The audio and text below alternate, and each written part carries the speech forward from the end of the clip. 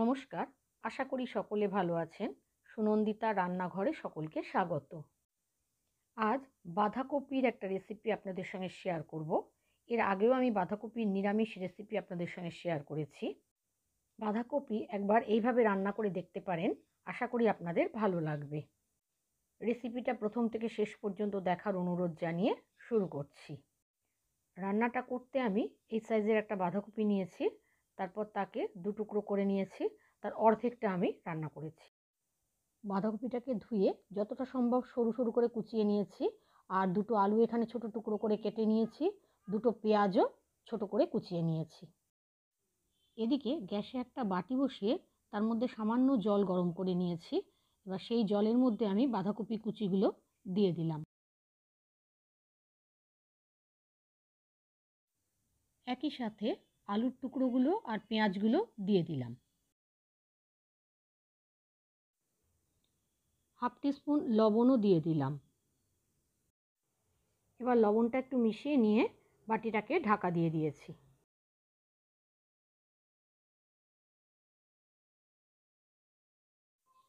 কিছুক্ষণ বাদে ঢাকনাটা খুলে দুটো কাঁচা লঙ্কা দিয়ে দিলাম। এরপর আবার ঢাকা দিয়ে প্রায় 5 মিনিট এগুলোকে একটু সেদ্ধ করে নেব। 5 মিনিট বাদে ঢাকনাটা খুলে দিলাম। আবার সব কিছু ভালো করে নেড়ে নিলাম। এখানে দেখুন সামান্যই জল রয়েছে, এই জলটুকু কিন্তু ফেলে দেব না, এই জলটা তরকারি রান্নার সময় লেগে যাবে।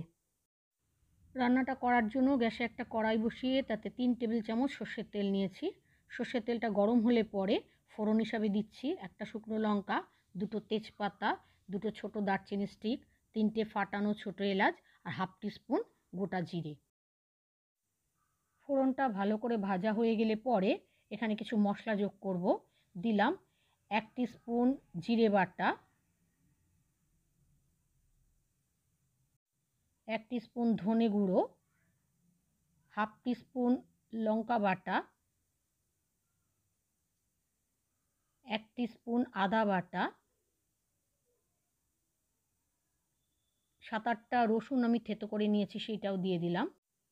আর দিয়েছি 1 টিস্পুন হলুদ গুঁড়ো, স্বাদ অনুযায়ী লবণ, আর রঙের জন্য দিয়েছি 1 টিস্পুন কাশ্মীরি লঙ্কার গুঁড়ো। এবার সমস্ত মশলাগুলোকে খুব ভালো করে একটু মিশিয়ে নিলাম।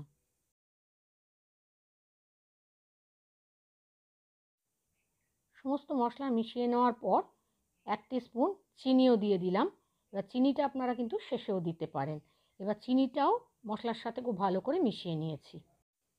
এবার সামান্য পরিমাণে জল দিয়ে মশলাটাকে খুব ভালো করে কষিয়ে নিচ্ছি।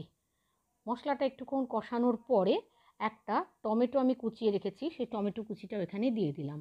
এবার টমেটো কুচিটাও সমস্ত মশলার সাথে ভালো করে মিশিয়ে নিলাম।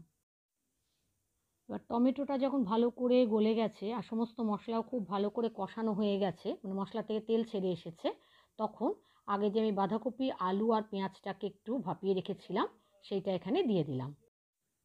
এবার এই সমস্ত কিছু মশলার সাথে খুব ভালো করে মিশিয়ে নিয়েছি। প্রায় 2 মিনিট সব কিছু খুব ভালো করে নাড়াচাড়া করে নিয়েছি।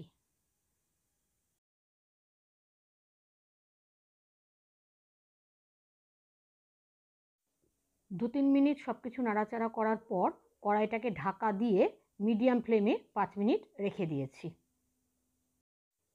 5 মিনিট বাদে ঢাকনাটা খুলে আবার সব কিছু একটু ভালো করে নাড়াচাড়া করে নিলাম।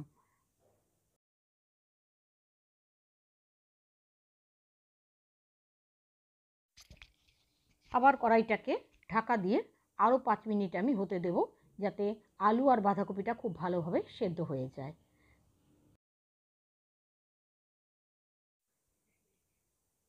আলু আর বাঁধাকপি খুব ভালোভাবে সেদ্ধ হয়ে গেছে।